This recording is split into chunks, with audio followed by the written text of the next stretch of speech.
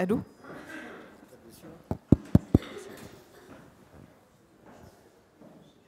On y va ou... Oui? Bonjour, alors merci d'être tous venus ici. Bon, c'est pas le nombre qui compte, c'est la qualité de l'auditoire. Donc aujourd'hui, on va parler peut-être du futur, d'un futur différent. Ce qui est bien dans le futur, c'est qu'on ne sait pas comment il va être. Et l'autre chose qui est bien, c'est qu'il va être suivant ce qu'on va décider d'en faire. Donc voilà, il est fait par nous.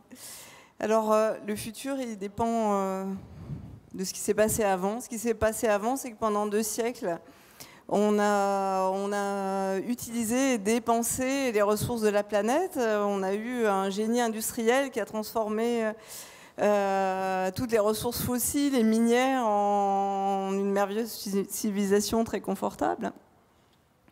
Mais tout ça ne peut pas durer comme ça. Il va bien falloir trouver d'autres méthodes, puisqu'on sait que... excusez-moi, j'ai un trou, j'ai pas l'habitude. Puisqu'on sait que les ressources justement fossiles et minières vont s'épuiser. On parle toujours des pétroles et de l'énergie. Personne ne sait que dans les minerais et dans les métaux, en fait, les ressources sont terminées dans 35 ans pour la plupart. Le cuivre, le nickel, etc. Dans 90 ans pour le fer. Donc, voilà. Dans 2 générations, il n'y aura plus de bâtiments en béton, il n'y aura plus de bâtiments en fer, il faudra construire autrement la ville. Donc, tout ça nous a amené à penser que la ville de demain serait différente de celle d'aujourd'hui et que ça serait aux vivants de prendre le relais de façon à construire une ville du futur qui soit biosourcée. Et alors, chez XTU, on est très convaincus de ça. Alors, on a d'abord commencé par rêver cette ville du futur. Donc avec un projet qui s'appelait X-City, qui était la ville dépollueuse, une ville qui est basée sur la mer et qui dépolluait les villes pollueuses avec l'énergie des microalgues. X-City, c'était aussi une ville ensauvagée avec des bétons qui laissaient pousser la flore sauvage au lieu de l'empêcher de pousser. Donc c'était un peu l'inverse de la ville d'aujourd'hui. Et c'était une ville avec des microalgues, comme on a vu tout à l'heure. Après, on a pensé à d'autres projets qu'on a développés avec des promoteurs. Par exemple, ce projet avec Unibail, qui était un centre commercial agricole finalement, où on cultivait sur le toit, où on restituait la valeur du sol en cultivant sur le toit. Et donc, on a étudié avec AgroParisTech, avec Erika Kirsid d'AgroParisTech. Et donc, suite à la rencontre avec Gilles Tristram, on a étudié les cycles. Et puis après, on a continué à rêver, au-delà de ça, à la ville cultivée. Donc ça a donné Fresh City. Fresh City, c'est une ville en strate qui se poursuit comme un rhizome qui se mêle à une rivière. Donc en bas, la biodiversité, au-dessus, les hommes, donc sur pilotis. Et sur les toits, des cultures sur les toits. Donc les toits sont en lien pour qu'on puisse les cultiver. Et au-dessus des cultures, on a une nappe de brise-soleil en algues. Donc ça permet de faire plusieurs choses à la fois. Et puis, donc, dernier projet, pour faire un court résumé de pourquoi les personnes qui sont ici sont là. Donc ce projet de Réinventer Paris qu'on vient de rendre, qui est un démonstrateur finalement de 3 façons d'introduire le vivant dans la ville. Donc une petite tour pour cultiver les arbres, dans la façade, et une autre pour cultiver des légumes, et la 3e pour cultiver des algues. Donc qu'on développe avec Jacques Legrand d'AgroParisTech. De GPA, pardon, pas encore.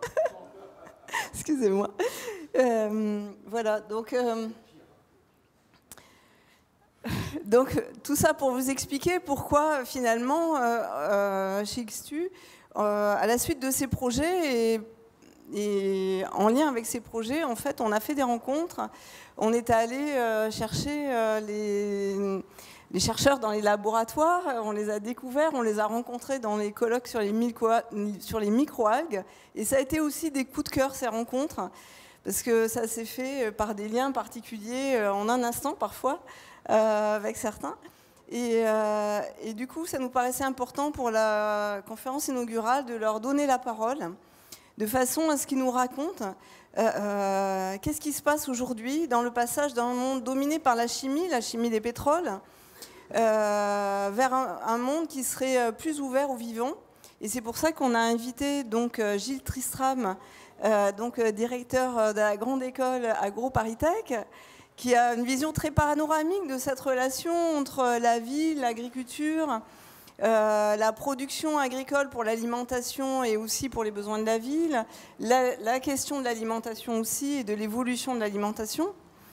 Et la relation ville-campagne qui évolue avec l'agriculture urbaine, tout ça, donc il va nous parler de tout ça.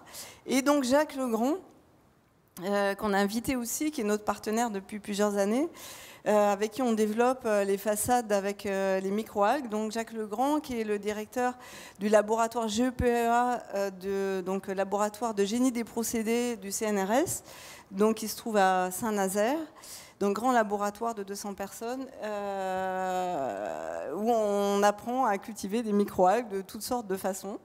Et donc il va raconter ça. Donc tous les deux se connaissent, ils ont la même formation, ils sont tous les deux formés au génie des procédés. Et donc ils vont faire un dialogue à deux et donc je les ai questionnés sur ce sujet, comment on passe d'un monde dominé par la chimie à à une révolution de vivant. C'est moi qui commence. Bonjour. Alors Jack, tu interviens quand tu veux au fur et à mesure, hein, parce qu'on a préparé côte à côte et puis après on a fait. Alors, le premier élément, c'est que la relation entre la chimie et le vivant, en fait, c'est une vieille relation. Ici, vous avez la déclaration presque in extenso de Marcelin Berthelot, il y a un siècle, qui prévoyait que l'alimentation ne serait que chimique, que l'agriculture ne serait que chimique en l'an 2000.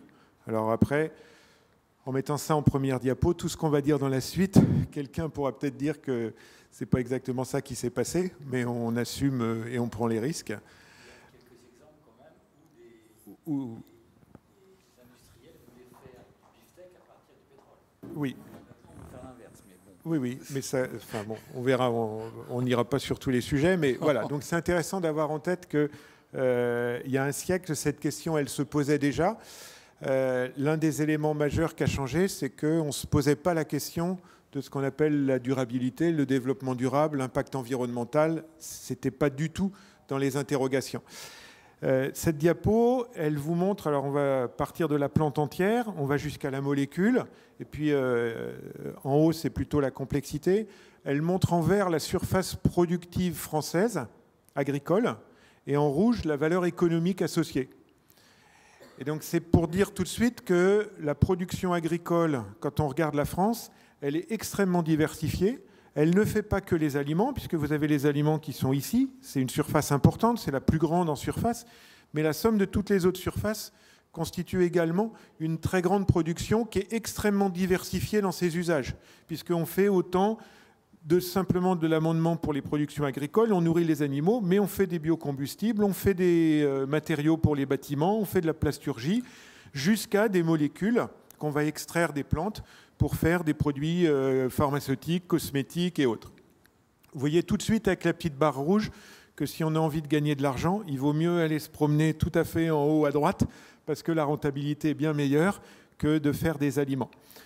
Donc en fait, une partie de ce qu'on va dire dans la suite, c'est cette continuité et c'est comment on exploite mieux soit cette ressource, soit éventuellement d'autres ressources du vivant. Et quand on exploite ces ressources, on reverra tout à l'heure cette diapo, soit on part de la production agricole et on fait des produits élaborés. La transformation, ça peut être simplement une cuisson parce que ça va rendre les aliments digestibles. Soit on fait ce qu'on appelle du fractionnement, c'est-à-dire qu'on va casser la matière, comme on casse le pétrole, hein, le cracking, c'est le mot anglais pour dire fractionnement. On fait des molécules et on réassemble les molécules pour faire des produits. Et vous verrez tout à l'heure qu'on peut faire des produits intéressants et que c'est une des grandes directions qui existent. Alors, pour ne pas faire des diapos trop compliqués, en haut, vous avez la partie carbone fossile classique, celle qui fait aujourd'hui tout ce qui est issu du pétrole, c'est-à-dire une grosse partie de vos vêtements, de votre énergie, des matériaux que vous utilisez habituellement, qu'ils soient plastiques ou autres. Et puis ici, on a la voie du carbone dit renouvelable, c'est-à-dire issu d'une ressource du vivant.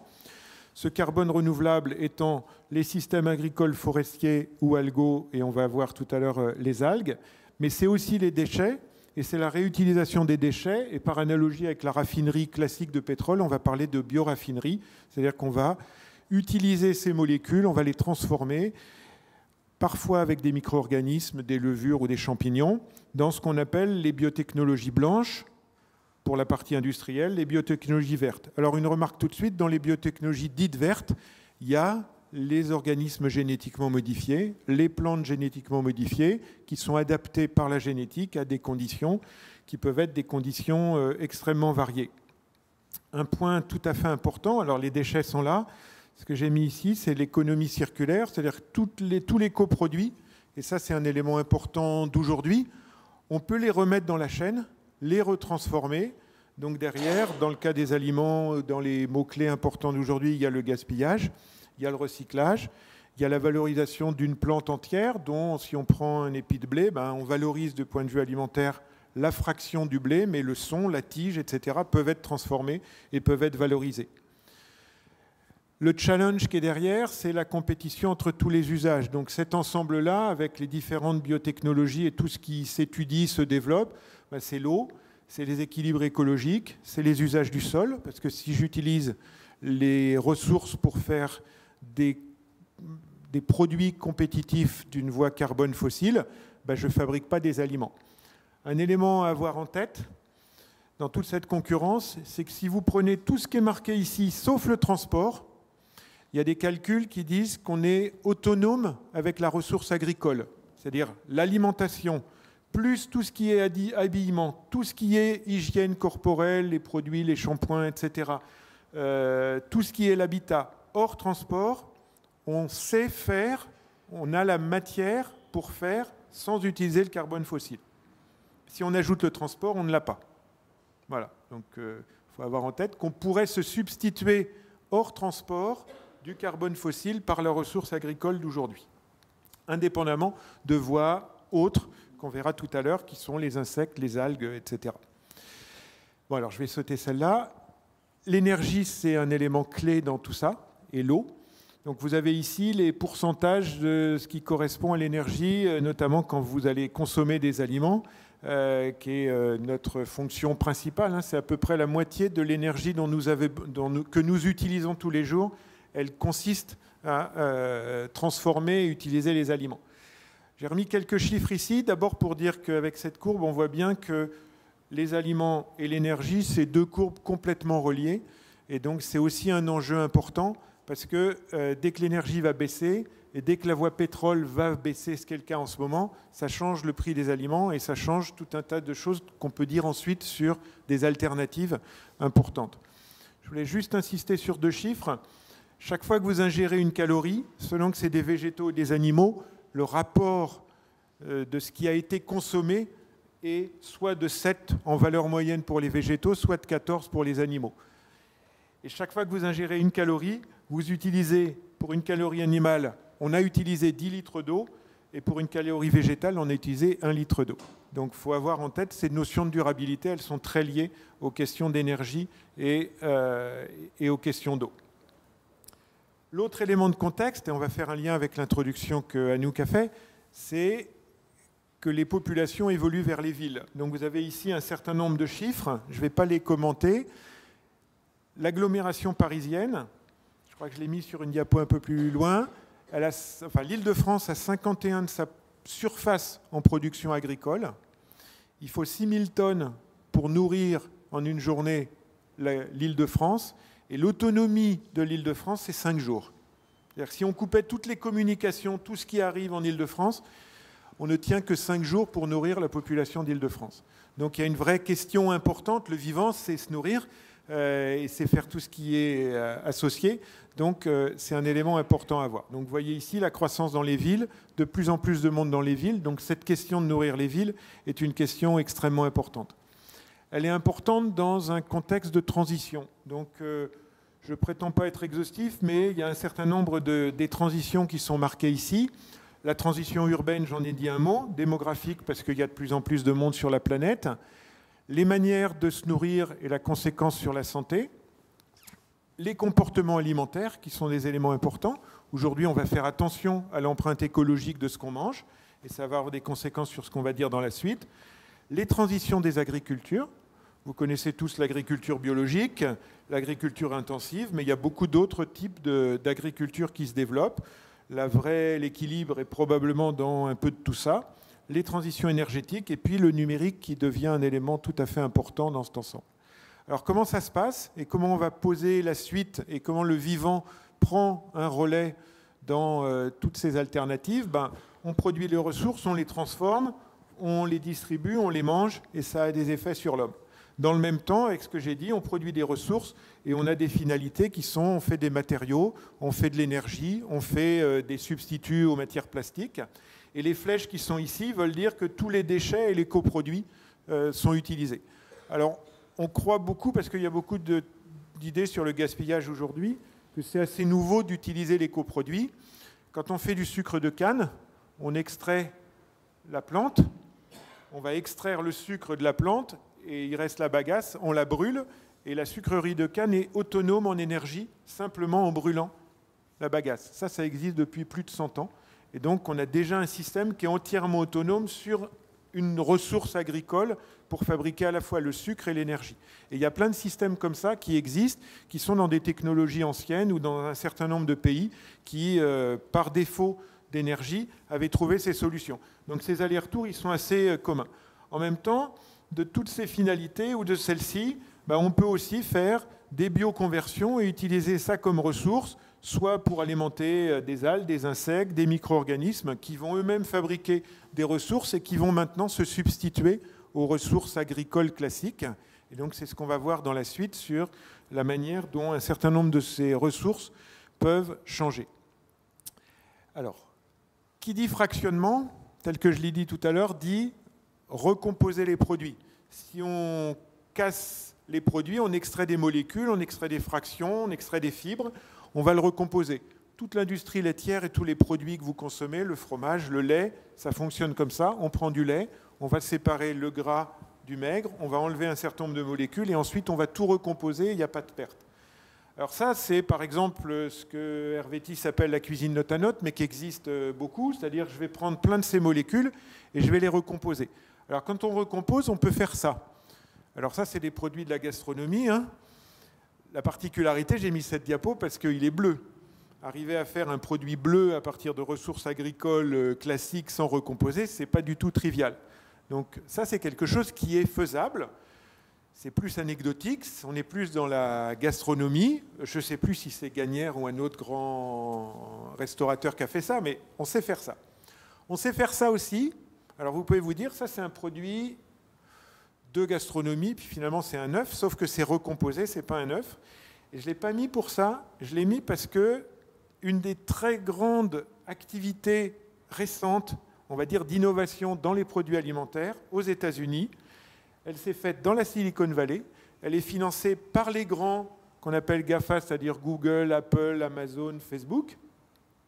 Et qu'est-ce qu'ils ont fait? Ils ont financé des entreprises qui prennent des protéines végétales, qui remettent quelques autres molécules et qui font de l'œuf entièrement recomposé à partir de ces protéines.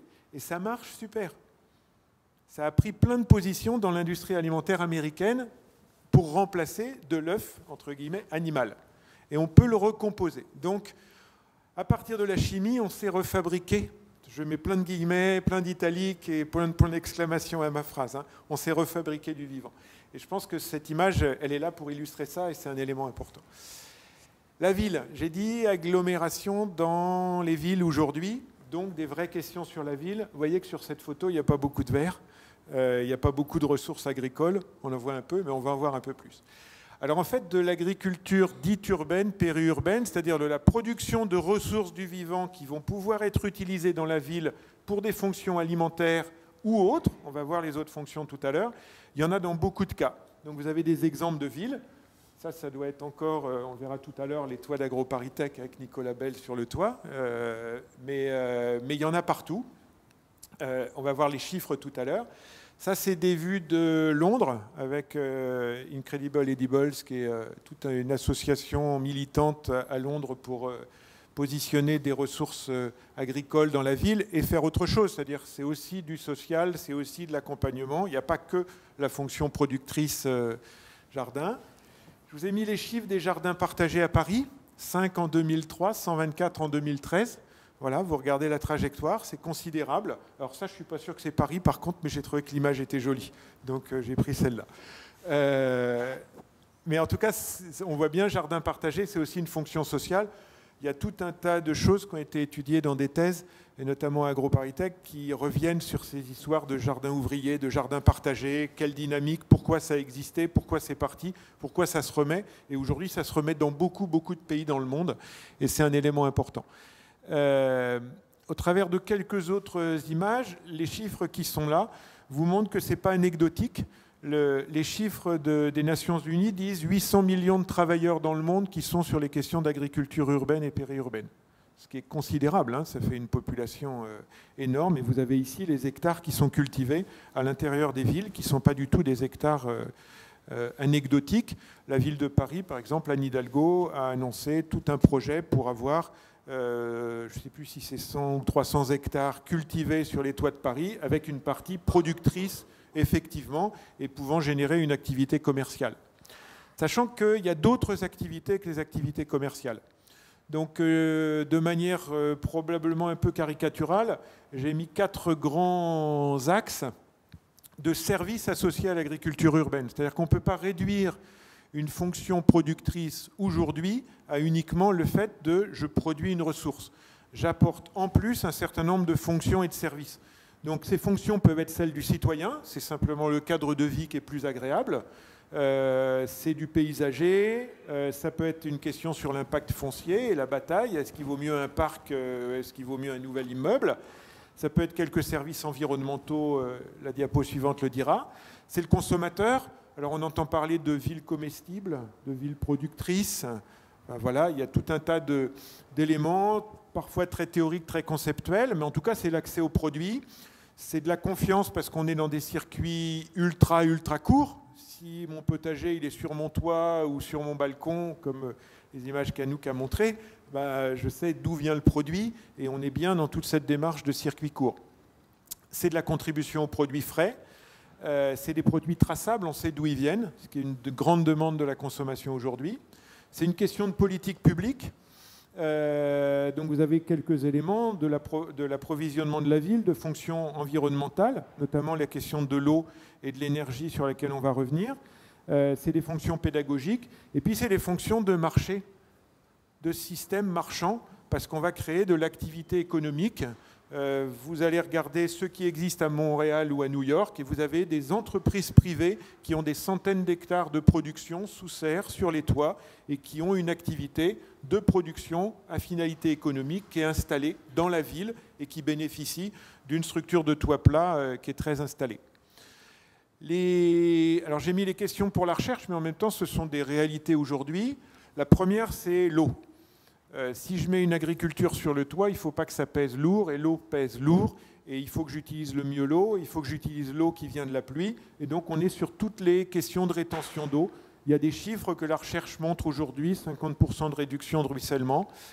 Il y a la même chose sur la question thermique, on peut améliorer considérablement toutes les questions d'énergie d'un bâtiment à partir de l'agriculture et des productions, on va dire le verre associé, et on verra tout à l'heure qu'on peut le faire aussi avec d'autres types de production agricole. La nature des sols est une vraie question. Les essais qui ont lieu sur le toit de la rue Claude Bernard, ici à Paris, pour AgroParisTech, sont pour utiliser non pas de la terre, mais des déchets urbains, avec le plus faible masse volumique. On n'a pas des gros volumes, mais il faut une bonne efficacité de production. Et donc, il faut trouver des substituts et des astuces qui n'existent pas forcément. Il y a un intérêt sur la pollution, il y a des intérêts sur les recyclages, j'en ai dit un mot, et puis il y a un énorme intérêt qui est peu étudié aujourd'hui, qui est la biodiversité. Si je reviens sur les exemples de ce qui existe rue Claude Bernard, toutes les zones où il y a de la biodiversité ont montré une résilience à toutes les questions de changement, de pluie, de difficultés climatiques et autres. Et donc la biodiversité est un élément extrêmement important de tout cet ensemble-là. Alors ça, je vais sauter, j'en ai dit un mot. Je voulais dire aussi un mot que la production agricole est parfois aussi sans substrat. Donc tout ce qui est hydroponique, aéroponique, où ici, vous n'avez pas de terre, hein, on va simplement amener des liquides qui vont contenir les nutriments dont la plante a besoin. Et dans ce cadre-là, on sait aussi produire. Il y a sur New York des immeubles entiers qui sont équipés en culture hydroponique et qui sont, dans ce cas-là, des structures productrices à finalité économique. L'autre élément, j'aime bien cet exemple-là parce qu'il a deux déclinaisons en fait, c'est la production de pleurotes. Le substrat, c'est du marc de café récupéré. Donc quand on est à Paris, ça va, il y a pas mal de café. On peut récupérer beaucoup de marc. Et puis ensuite, c'est une adaptation du champignon à ces conditions. Et c'est vendu. Alors avec cette idée qui s'y associe, c'est qu'on fait à la maison. C'est-à-dire j'achète la boîte et ensuite ça va pendant 3 cycles, je crois, ils garantissent. Ça va produire le champignon chez soi. Et donc on décale, on n'est plus à le faire à l'extérieur, on le fait chez soi. Et il y a aussi des dispositifs en container qui fonctionnent et qui font le même type de production. Les toits productifs, donc ça c'est une image du toit rue Claude Bernard qui est expérimental, donc sur lequel on teste beaucoup de choses, mais aujourd'hui il y a beaucoup d'activités qui fonctionnent de cette manière-là. Voilà quelques exemples des questions qui se posent sur un toit de ce type-là. Comment ça peut être simple, peu cher et peu nécessitant une technique, une technologie importante.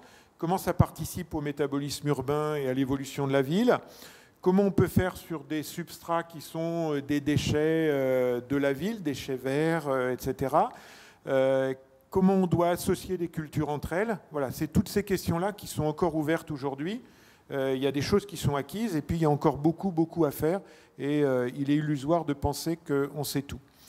Cette dynamique de l'agriculture dans la ville, elle est extrêmement forte. Donc j'ai mis quelques exemples ici de logos et de ce qui se passe. Alors il y a Bristol, il y a Londres, il y a Toronto, il y a New York, il y a Belo Horizonte. Voilà, on ne peut pas tout mettre, il y a Milan.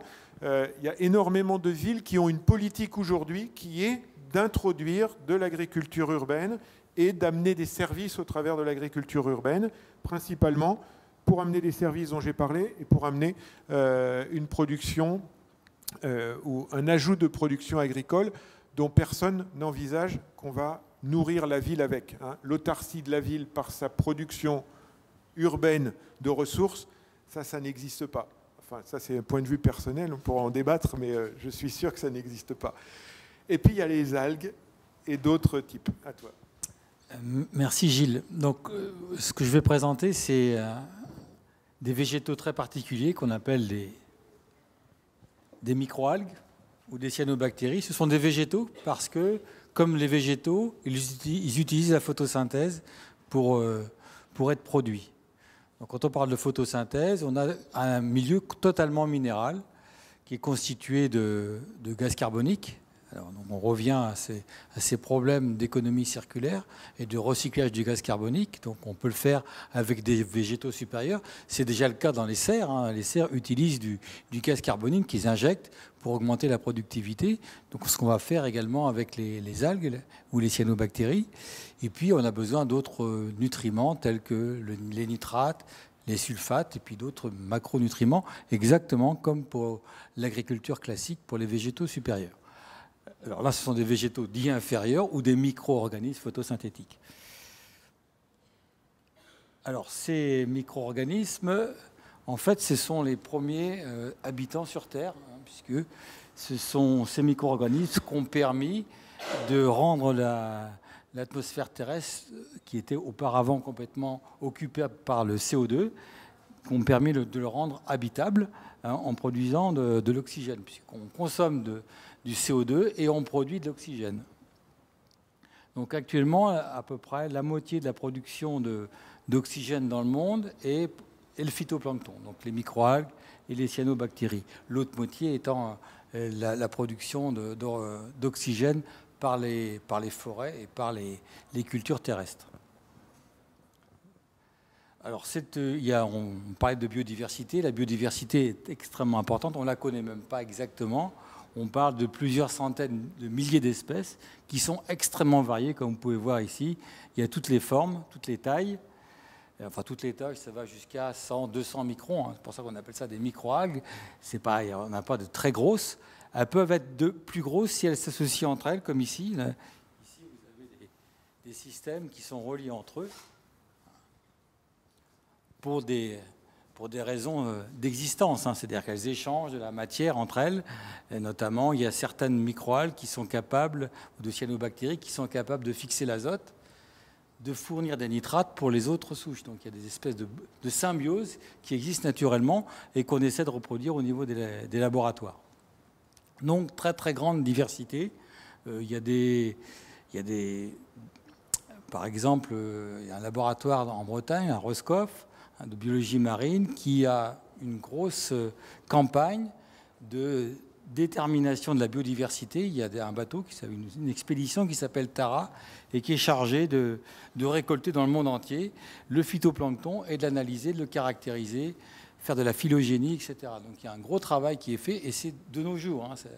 On ne sait pas Darwin, mais c'est de nos jours que c'est fait parce qu'on ne la connaît pas bien. On ne connaît pas bien encore totalement notre Terre, même si on essaie d'explorer d'autres horizons. Alors, pourquoi s'y intéresser à ces microalgues? Parce qu'elles ont beaucoup de choses intéressantes qui peuvent être potentiellement intéressantes pour différents secteurs applicatifs, comme je vais le voir. Donc, depuis longtemps, depuis plusieurs centaines d'années, ces microalgues ont été utilisées dans certaines civilisations. C'est vrai au Mexique, c'est vrai en Afrique, à cause de leur teneur importante en protéines. La plupart des microalgues ont des teneurs en protéines supérieures à 50%, certaines jusqu'à 70%, et on sait que les protéines sont essentielles à la vie. Et elles contiennent aussi d'autres macromolécules qui ont d'autres intérêts, comme les carbohydrates et les lipides. Alors les lipides ont beaucoup été étudiés, ils sont beaucoup étudiés à l'heure actuelle dans les laboratoires parce que c'est une source potentielle de biocarburants. Et un autre élément aussi qui font qu'elles sont actuellement cultivées, d'un point de vue industriel, c'est pour la production de pigments, donc de molécules très, très fortement antioxydantes qui sont importantes comme compléments alimentaires. Parmi les pigments, il y a le bêta-carotène, pour certains qui connaissent, ou l'astaxanthine, qui sont des antioxydants extrêmement puissants. Alors, on s'y intéresse aussi parce que par rapport aux végétaux supérieurs, elles ont une croissance qui est beaucoup plus rapide. Actuellement, les chiffres, c'est de dire que les microalgues peuvent produire environ 50 tonnes à l'hectare et par an. Donc, ce qui est en gros 10 fois à 20 fois supérieur aux végétaux supérieurs. Donc, c'est aussi un des intérêts de s'y intéresser. Est-ce qu'on peut augmenter la production agricole à travers cette ressource un peu particulière que sont les microalgues? Donc, si on regarde, parce qu'il y a quand même de la chimie, on dit qu'on veut passer de la chimie à la chimie au vivant. En fait, dans le vivant, il y a aussi de la chimie. On n'y coupe pas.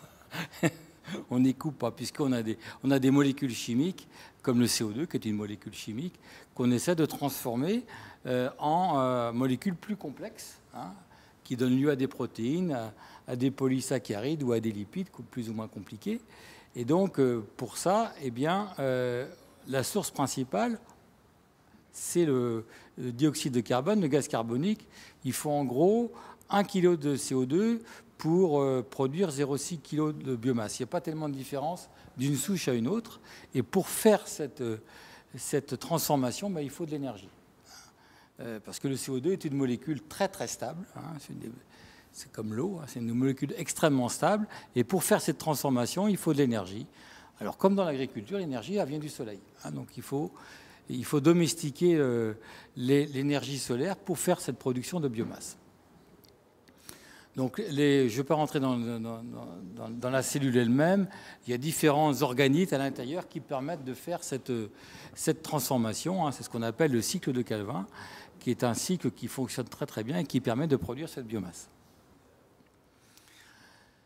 Donc, alors, un des problèmes, ce qui est moins le cas, c'est moins vrai pour les végétaux supérieurs qui sont capables d'absorber la lumière issue du soleil en surface. Alors que pour les algues qui sont cultivées dans un milieu liquide, il faut que la lumière pénètre à l'intérieur.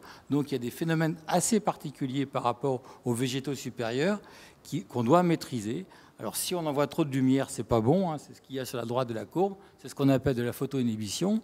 Et ce qu'on essaie d'avoir, c'est avoir le maximum de productivité par rapport à la lumière qui a été envoyée. Donc dans les laboratoires, on essaie d'optimiser ce rendement lumière-biomasse. Alors, quelques applications actuelles. Alors, actuelles des microalgues, j'ai quelques exemples ici. Donc, c'est souvent actuellement utilisé comme dans l'aquaculture. Donc, beaucoup de cultures, notamment les huîtres, etc. Les premiers éléments de nutrition, ce sont de phytoplancton, des microalgues. Donc, il y a beaucoup de production de microalgues dans le monde entier pour l'aquaculture. Notamment pour les crevettes, pour les coquilles Saint-Jacques. Les premiers stades, ce qu'on appelle les naissins, sont cultivés à partir de microalgues. Les autres applications sont dans le domaine des compléments alimentaires. Là, vous avez quelques exemples de spiruline en particulier, qui est utilisée comme complément alimentaire avec des vertus plus ou moins démontrées. Les autres applications, c'est des huiles. Alors ici, vous avez un exemple de huile en haut à gauche. C'est un exemple d'huile issue de microalgues qui est utilisée en cosmétique. Et puis là, en bas à droite, vous avez des colorants, qui sont donc des pigments. Voilà. Là, en l'occurrence, c'est un pigment issu de la spiruline, qui est un pigment bleu. Alors, je ne sais pas si le gâteau qu'a montré tout à l'heure Gilles utilise de la spiruline, ce qui est possible. Donc, il n'y a pas beaucoup de pigments naturels bleus, contrairement aux autres. Et donc, cette cyanobactérie a un pigment bleu extrêmement efficace comme pour ses vertus antioxydantes. Et il y a pas mal de travaux à l'heure actuelle, notamment au niveau industriel, pour utiliser ce pigment bleu en agroalimentaire. Il y a une bière bleue qui va bientôt sortir. Il y a 2-3 applications de ce type pour utiliser cette couleur assez particulière de la spiruline. Alors, voilà quelques exemples de production, de systèmes de production qui sont extrêmement variés. Alors, soit il y a des cultures, comme dans l'agriculture, il faut beaucoup d'eau, un peu comme le riz. Donc, c'est ce qu'on appelle des mares ouvertes, des open ponds. Soit on a des systèmes un peu plus élaborés où on agite un petit peu. Donc, c'est ce qu'on appelle des raceways, là. Donc des espèces de champs de course. Ça tourne avec une roue à aube, et ce qui permet d'agiter un peu, de mélanger les nutriments, d'apporter un peu de CO2 nécessaire. Ou alors des tubes, comme en haut à droite, là, c'est une production d'une microalgue qui donne un pigment rouge, donc, qui est la staxanthine, donc qui est produit en Israël, dans un désert, et donc qui est produit dans des tubes. Donc il y a beaucoup de possibilités de culture. Alors soit c'est ouvert, soit c'est fermé, tout dépend de ce que l'on veut faire. Quand c'est ouvert, il peut y avoir des contaminations. Quand c'est fermé, ça coûte plus cher, il y a moins de contamination, tout dépend de ce que l'on veut produire. Il n'y a pas de solution universelle, tout dépend du système économique qu'on veut mettre en place derrière.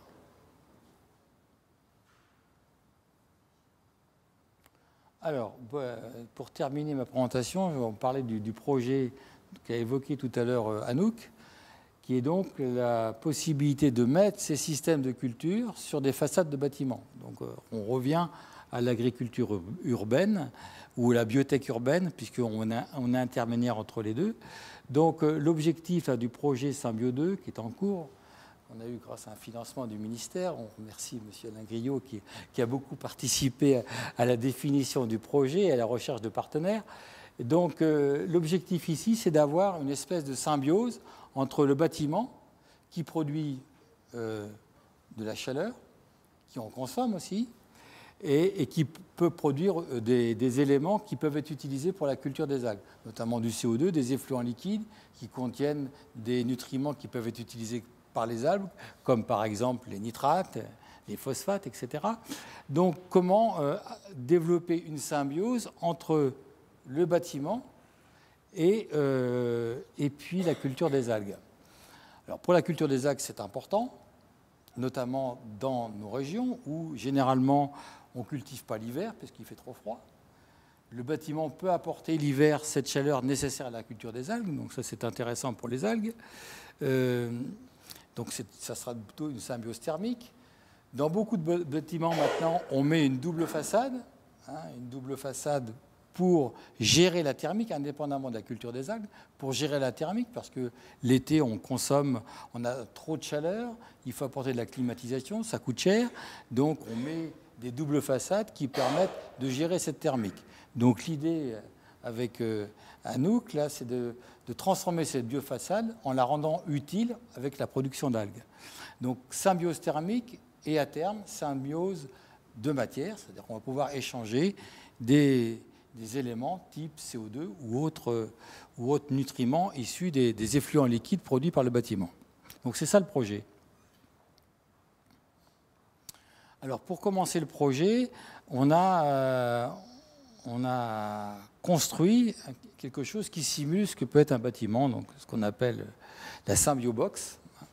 Symbiobox, où on a ici, vous voyez sur la droite là, des systèmes de culture, donc, qui sont des plans qui simulent en gros ce qui va se passer dans un bâtiment. Donc il y a une double façade, le bâtiment est derrière. La double façade contient des systèmes de culture d'algues où c'est ouvert, tout dépend du bâtiment qui va être utilisé. Si on n'a pas besoin que la lumière entre dans le bâtiment, si c'est un bâtiment industriel, on aura des photobioréacteurs partout.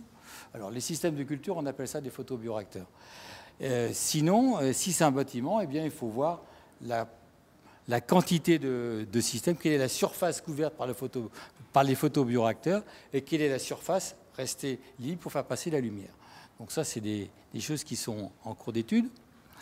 Et donc là, vous avez l'historique du projet. On en est pour l'instant à la mise en place d'un démonstrateur sur une vraie façade. Là, pour l'instant, c'est une fausse façade qui simule un bâtiment.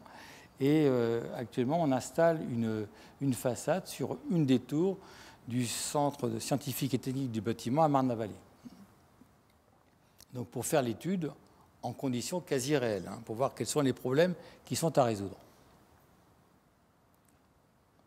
Donc là, vous avez tous les partenaires qui participent. Donc il y a bien sûr XTU, Séché Environnement, qui était à l'origine porteur du projet, des façadiers comme Viry, des cabinets d'ingénierie thermique comme Oasis, et puis Algosource, qui était un producteur de microalgues, qui a fait donc la partie plan d'affaires pour savoir quel type de souche serait intéressante à produire pour avoir un rendement économique qui soit satisfaisant.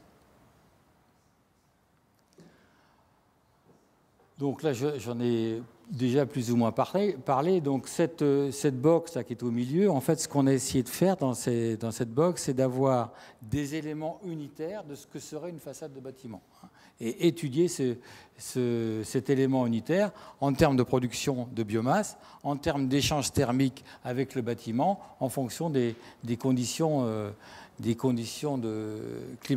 climatiques, puisque ça va bien sûr varier entre l'été et l'hiver. Alors la bonne surprise, quand on a fait les simulations, c'est que finalement, ces bâtiments avec des façades verticales, généralement les systèmes de culture sont horizontaux, sont au sol. Là, c'est vertical. Donc l'intérêt, enfin, c'est une petite surprise pour nous, c'est que finalement, on a une productivité qui est à peu près constante tout le long de l'année. Il y en a moins que...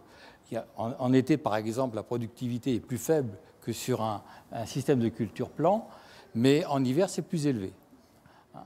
Donc, ce qui veut dire par là, c'est que la productivité sur un bâtiment n'est pas du tout négligeable par rapport à ce qu'on aurait sur de la culture plein champ. Il y a plein de flèches. Bon, alors ça, c'est le système de culture. Les flèches correspondent à ce qu'on a étudié au laboratoire, ce qu'on a mis ensuite sur la Symbiobox et ce qui sera mis et ce qui est actuellement en cours de mise en œuvre sur le bâtiment du CSTB à Champs-sur-Marne.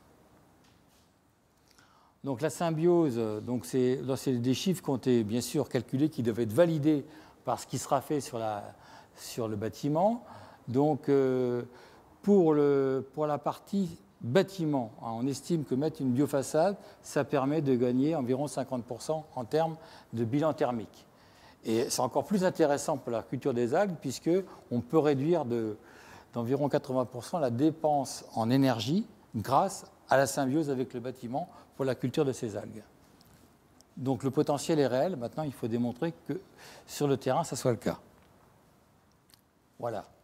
Alors Jacques vient de parler d'une usine à transformer le gaz carbonique qui est la microalgue.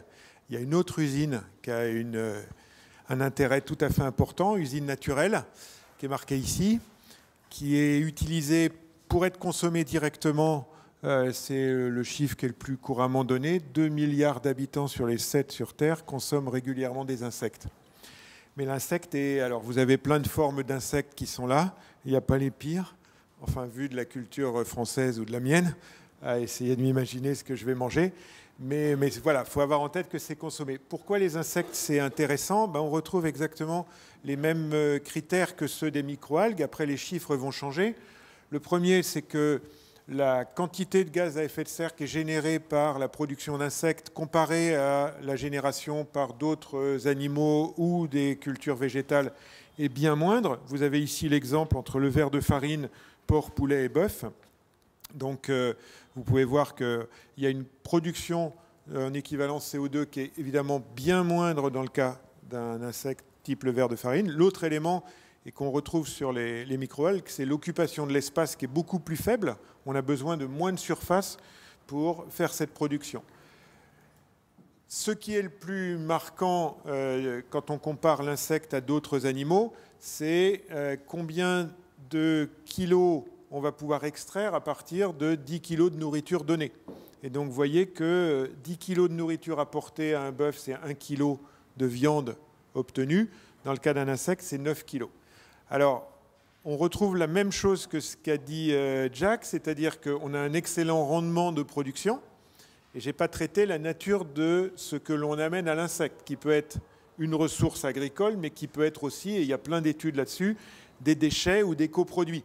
Avec un gros problème, c'est si on donne des déchets à un insecte, ce que l'on va extraire de l'insecte, puisqu'on retombe sur l'usine vivante, c'est des protéines, c'est des lipides, c'est de la chitine, c'est donc un certain nombre de molécules qu'on va pouvoir utiliser ensuite, soit pour se nourrir, soit pour fabriquer du matériau, des molécules qui vont faire un substitut au carbone fossile, etc. Donc on est exactement dans la même filière.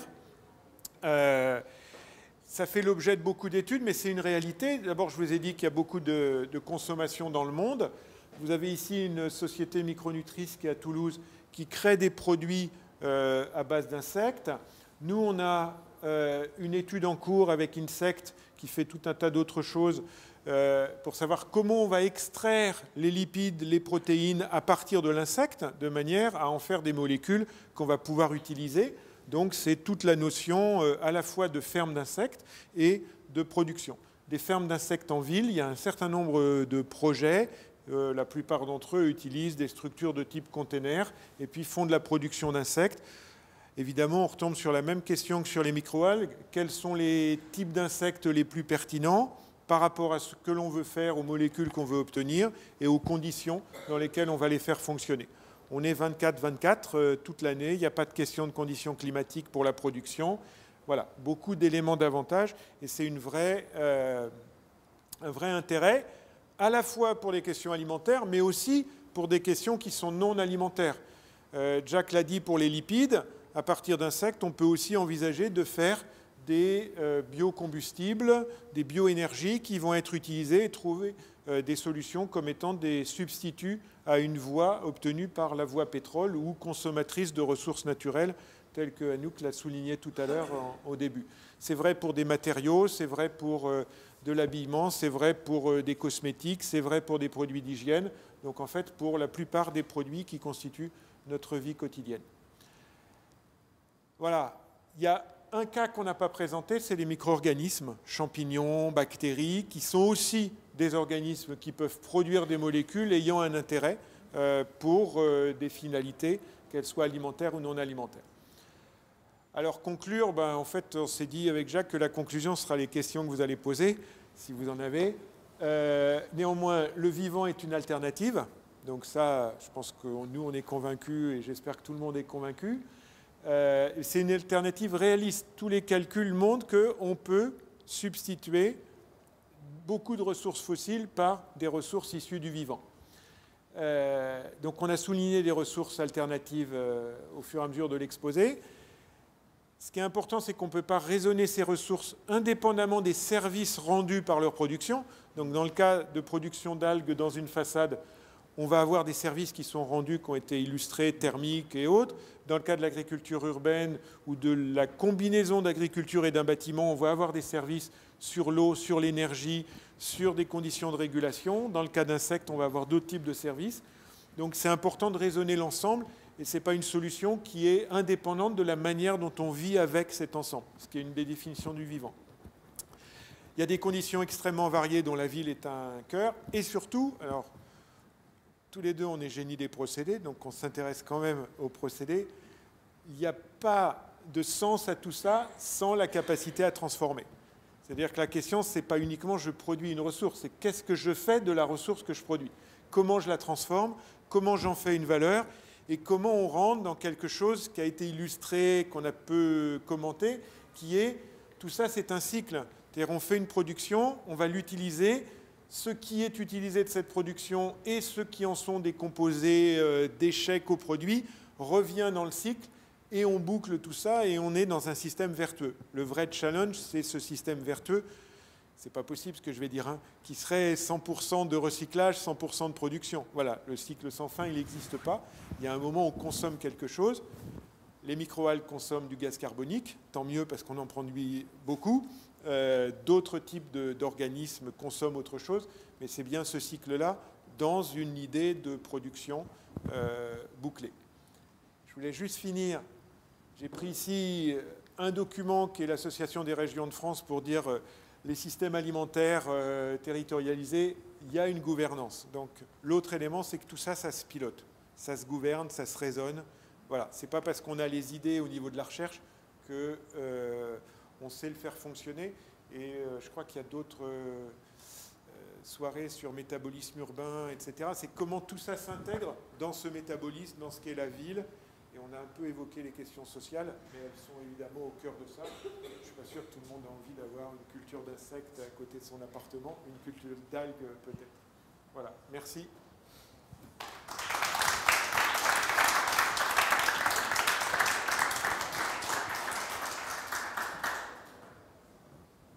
Alors si vous avez des questions, on répond, sinon vous consommez des insectes. C'est une menace. Oui, parce qu'on s'est dit qu'il fallait expérimenter, que l'expérimentation, elle est d'abord sociale, et que le changement vers la révolution du vivant, elle se passe aussi par l'évolution de la société. Et on s'est dit, il faut affronter nos peurs et nos angoisses. Et tout ce qu'on imagine au sujet des micro-organismes et des insectes et tout ça. Du coup, tout au long des différentes conférences, on vous a préparé différentes dégustations. Tout à l'heure, il y a les verres de farine. La prochaine fois, il y a les micro-algues. À la fin, il y aura Thierry Marx qui fera aussi une petite dégustation. Voilà, c'est aussi... une des dimensions du problème, un des freins, c'est aussi l'évolution sociale, ce qu'on a dans nos têtes. Et c'est aussi pour ça qu'on a invité après, par exemple, un philosophe qui va venir nous parler de ce qu'on imagine du vivant dans la ville, de nos peurs, de nos angoisses, etc., et qui va exprimer à partir du cinéma. Donc, si vous avez des questions... Non, mais il faut toujours un premier pour poser la question. C'est une question que je vous pose à tous les deux, c'est sur l'acceptabilité. Alors peut-être moins des microalgues, mais de l'agriculture urbaine et des insectes. Alors il se trouve que dans ma position, je vois passer un certain nombre de projets.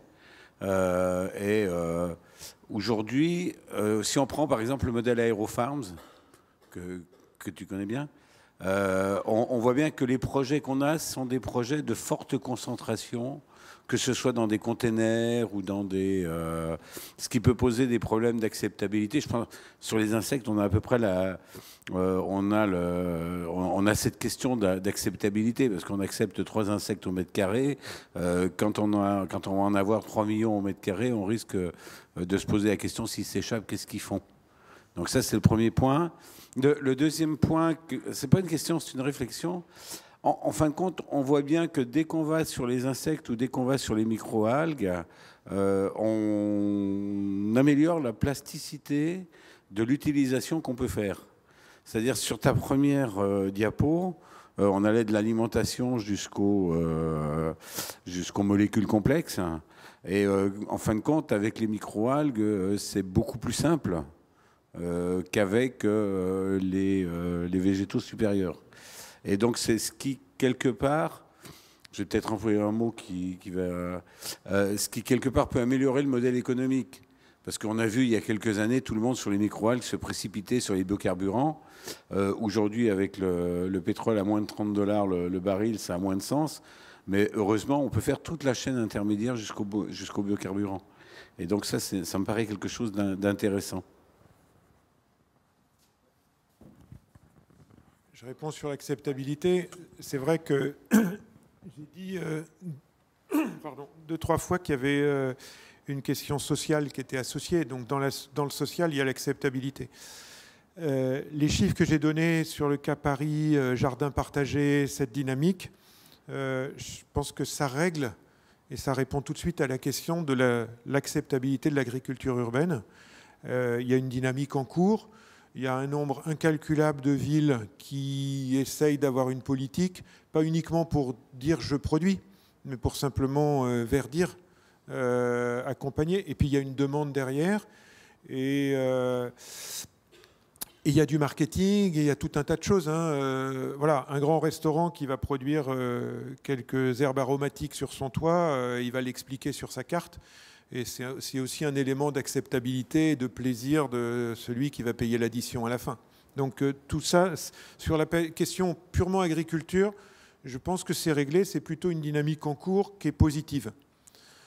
Ça ne veut pas dire qu'il n'y a pas quelques fonctions de l'agriculture qui vont gêner à un moment, dont la concentration, dont les cycles agricoles. Le fait de voir à un moment un arbre qui est très vert, mais à un autre moment, il ne l'est pas du tout selon les types de variétés qui ont été choisis. Ce type de question peut poser dans l'installation dans le temps des vraies interrogations. Insectes, c'est beaucoup plus compliqué dans notre culture française. Après, la question, c'est tout ce qui se fait n'est pas que sur la ville française et à projeter dans notre culture. Donc il y a des endroits où c'est acceptable, des endroits où ça ne l'est pas. Et je pense que c'est la même chose sur les questions des microalgues. Ce que je trouve différent sur les microalgues, c'est qu'à partir du moment où on le met, comme dans Symbio 2, dans le bâtiment, dans l'infrastructure du bâtiment, on change complètement la relation, parce que ça veut dire qu'on va vivre autour. Un container qui va avoir des insectes, il va être à côté, et puis on aura un débat pour savoir s'il doit être à côté de là où j'habite, ou à côté de chez les autres, ou à côté de là où je suis. Voilà. Donc ce n'est pas tout à fait le même type de relation. Moi, je ne sais pas si vous avez étudié socialement aujourd'hui les microalgues, mais je trouve que le concept est complètement différent d'acceptabilité par rapport aux autres. Et je crois à la diversité, moi. Donc, il n'y aura pas acceptation unique de tout. Oui. Alors, justement, sur l'acceptabilité des microalgues, c'est une question qu'on se pose beaucoup chez XTU, parce que depuis le temps qu'on en parle, finalement, on a toujours peur, et surtout les promoteurs et les villes ont peur que ça ne plaise pas. Alors, du coup, on a fait des tests, c'est pour ça qu'on a fait des prototypes, et notamment l'algonomade, qui est une sorte de cabane avec des façades en microalgues, que vous avez pu voir sur la place de l'Hôtel de Ville dans le cadre de la COP21, qu'on a exposé 3 fois déjà, ils étaient avant à Nantes. Et là, on a pu voir qu'en fait, les Parisiens se sont vraiment emparés du truc. Ils sont tous photographiés, ils ont tous fait des selfies devant. Et ça les a beaucoup amusés. Et finalement, on était nous-mêmes surpris parce qu'on se disait que ça allait inquiéter tout le monde. Et finalement, c'était plutôt bon enfant. Et bon, on espère que c'est favorable pour l'avenir. Je te laisse répondre sur la suite. Alors pour la réponse sur les molécules complexes, effectivement, c'est clair qu'actuellement, toutes les entreprises qui produisent des algues, recherchent des molécules complexes à haute valeur ajoutée. Et donc l'intérêt des microalgues, c'est qu'elles ont une flexibilité métabolique énorme. C'est-à-dire qu'on peut s'arranger en les adaptant, en modifiant les systèmes de culture, en modifiant les milieux de culture, on peut les orienter leur métabolisme vers la production de molécules qui sont intéressantes, par exemple pour la cosmétique ou pour la pharmacie. Donc l'enjeu actuellement, il est là, hein, puisque l'enjeu économique est là. Bien sûr, nous, on continue à travailler sur la partie énergie. On sait que ce n'est pas pour demain, ni pour après-demain. Mais par contre, en termes de génie des procédés, comme Gilles l'a rappelé, nous sommes tous deux de cette discipline. On sait que l'énergie, c'est ce qui permet d'optimiser l'ensemble du système. Et ce qui est bon pour l'énergie sera bon pour le reste. Donc tous les efforts qui sont faits, je prends un exemple sur les pigments. Les pigments, on peut optimiser leur production avec les mêmes approches que celles que l'on fait pour les lipides, par exemple. Donc tout ce qui a été développé sur les biocarburants, maintenant on l'applique pour la partie pigments. Et bien sûr, c'est des molécules plus complexes, mais qui ont une valeur ajoutée qui n'a plus rien à voir. Donc cette flexibilité métabolique, effectivement, est un atout pour les microalgues.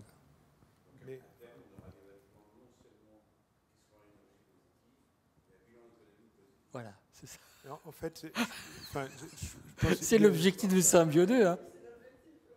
Mais ce qui est important dans la question, c'est, je pense pendant très longtemps, on a pensé que la filière agricole classique, elle consistait d'abord à nourrir les hommes ou les animaux. La viabilité de ces filières, je suis convaincu, est en dehors de ces filières aujourd'hui. C'est bien dans le fait qu'on a des coproduits, qu'on va les valoriser, qu'on va extraire des molécules ou qu'on va extraire des fonctions intéressantes qui peut-être ne sont pas dans la filière alimentaire.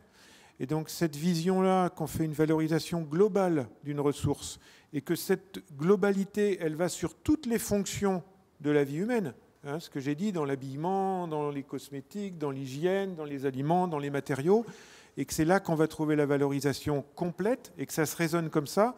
C'est vrai pour toutes les productions agricoles, algues, insectes, etc. Après, c'est vrai, il y a jackpot pour certains parce qu'ils trouvent une molécule d'intérêt pharmaceutique et qui va se vendre 10 ou 100 000 fois plus le gramme que ce que l'on va manger comme aliment. Oui, ça existe aussi. Mais on ne peut pas empêcher les chercheurs de chercher dans cette direction aussi. Hein. Ouais. Et puis c'est bien. Surtout pas les empêcher de trouver.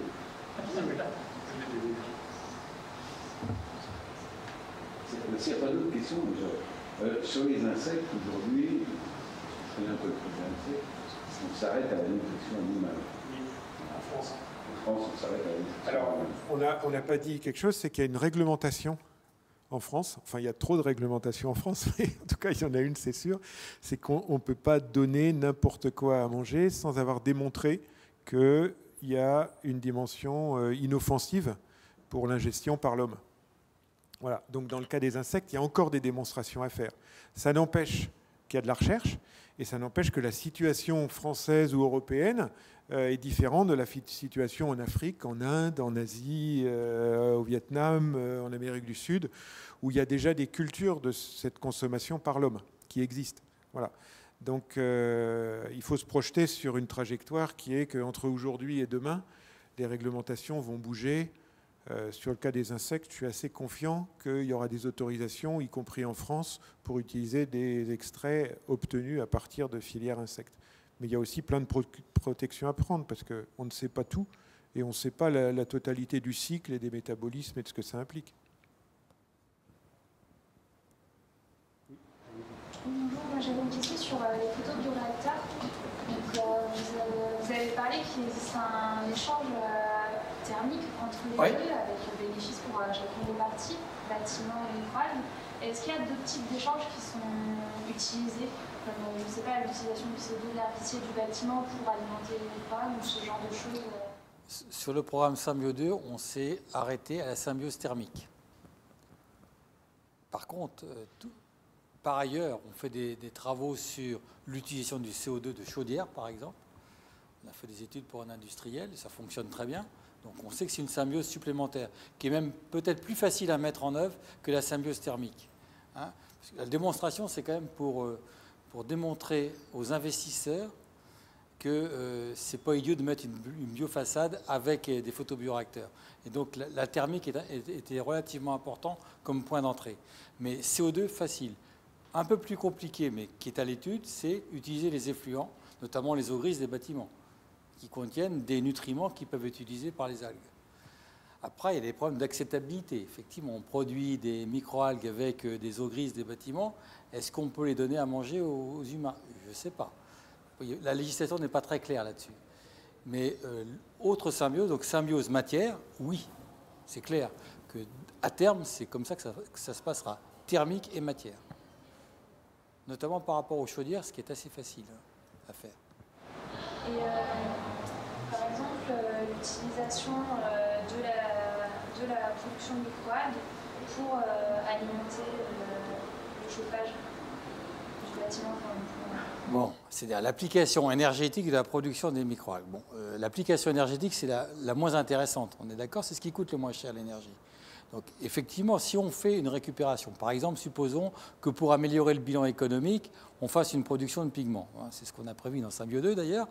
Et on récupère le pigment, et après, qu'est-ce qu'on fait du reste? Alors, soit on peut faire de la valorisation de protéines, soit on peut faire de la méthanisation. Assez facile. Donc, coupler ça avec une méthanisation des déchets, puisque maintenant, ça va être quasiment obligatoire pour toutes les stations d'épuration d'avoir une méthanisation, on peut effectivement produire de l'énergie à partir du restant de la microalgue qu'on n'a pas utilisé pour la valorisation économique pour faire de l'énergie. Ce ne seront que des cas d'espèce. Ça va dépendre où se trouve le bâtiment, ce qu'on va faire dessus, est-ce que c'est un bâtiment industriel ou pas, etc. Donc, la variété est énorme. Après, il faut trouver le bon système économique, puisque derrière, ce ne sont pas des philanthropes qui construisent des bâtiments. Donc il faut trouver le bon bilan économique. Et la méthanisation est une solution, effectivement.